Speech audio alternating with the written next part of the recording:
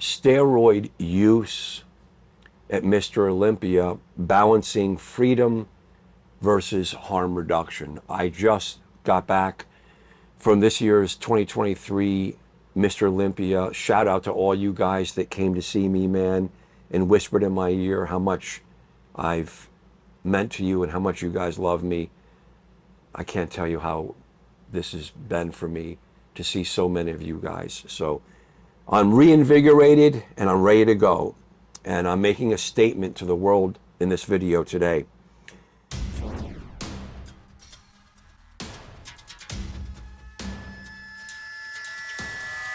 So obviously steroids are being used. It's very interesting what's going on with testing policies and how are we dealing with this? How are the participants, the administrative bodies, USADA, WADA? I've done research. So the history of steroid use with Mr. Olympia obviously goes way back. Joe Weider created Mr.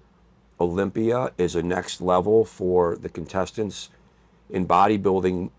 September 18th, 1965 was the first Mr. Olympia in New York City. Now, at that time, 1965, guys, I was less than 1 year old when this thing came out. So this is going way back. Joe Weider knew there were steroids involved in bodybuilding. I've talked to a lot of people that were very close to Joe, because remember, I was back around in the 1980s and 90s when Joe was alive and well. He died, I believe, at 93 years old, not too long ago, a couple years ago. So Joe knew it was being used, and I know he didn't like it. But remember, back then in the 70s and 80s, doctors were monitoring it. For a lot of you young guys that don't know that, it wasn't illegal, it wasn't banned, it wasn't controlled. Doctors were monitoring it. Arnold said it, and it is true.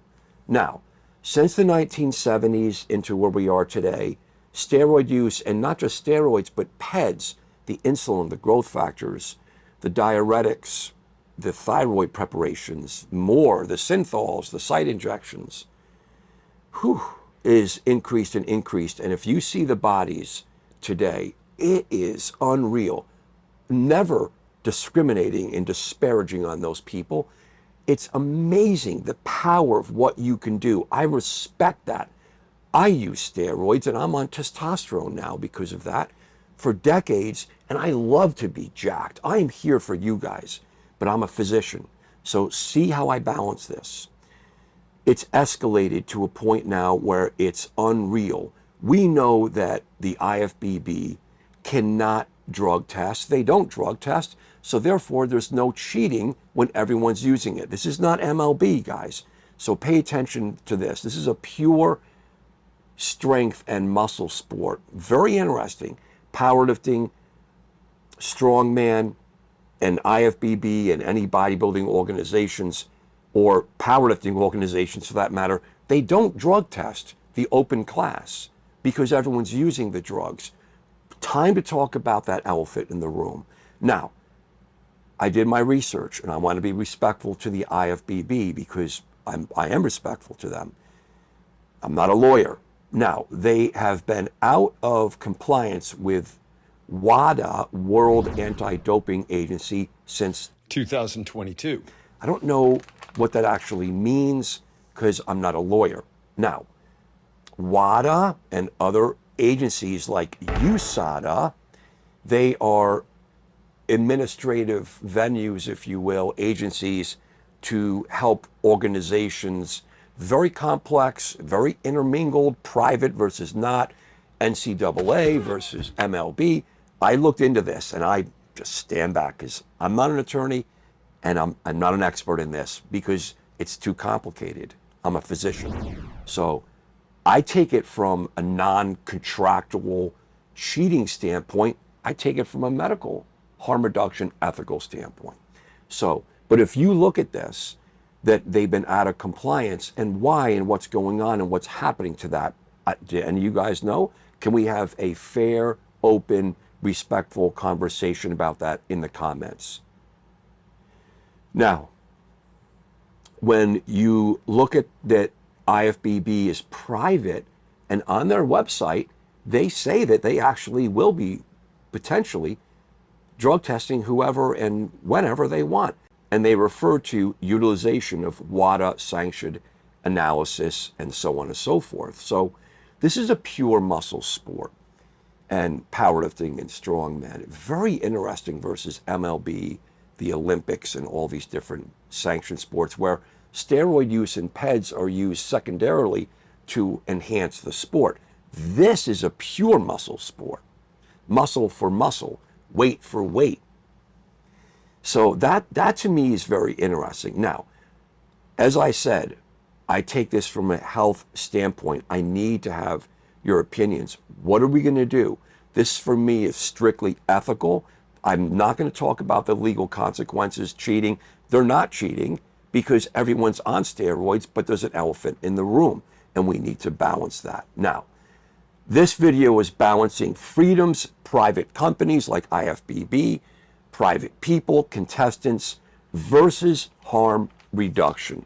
I want to be very focused. I sit here today and I thought for this video, I want to look into the future, 50, maybe 100 years forward.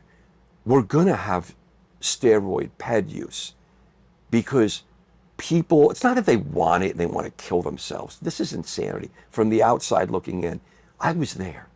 This is people. The NASCAR drivers take a risk.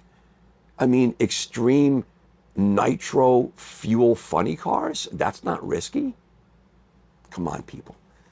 This is something that people do. The extreme levels that people take is so intercharging for people. And people are going through so much, all of us, all around the world, with the world the way it is. To focus on something like this and to change your body and to perform against others and to be your best and produce these physiques. This is something that needs to be looked at. That's why people are doing it. But they have health reserve, and I want to preserve that health reserve. I've coined that term, health reserve. You're young, nothing happens really because you have so much health reserve, and the drugs are going to chew into it. To what degree? We need to discuss that. What I want to do is I want to offer my services, if to the IFBB or to anyone that will hear me, to help bring information and experts' data together for the contestants' safety. We need to set up safe zones monitored by healthcare practitioners. I know they've talked about it and they may do it to some extent, but we need to have this really focused and done by someone like me who's been dedicating my career as a physician on this for decades. We need to understand the dangers of PEDs from this standpoint, with a health reserve standpoint. From a health reserve standpoint, we need to have focuses like mandates of time off. We know it's going to be blasting and cruising because their testosterone levels for the young male contestants are going to be shut down, and they know that. There's going to be fertility issues. We need to look at post-cycle therapy. We need to understand maximizing the health reserve. So the contestants, when they retire, they don't or minimally suffer. And we understand that some contestants like Arnold Schwarzenegger, how much is he really suffering? We need to mimic this and understand it versus other contestants that suffer completely with organ damage, mainly of the heart and the kidney. We need to understand this with mental health experts, as I've done this as my own patient practice for decades. We need to make bodybuilding the best it can be, powerlifting, strength sports, sustainable. We need to make it sustainable for the participants and for the sport itself. Thank you so much, guys, for seeing me and loving me. Some men took me on the side at my booth and whispered in my ear that they loved me.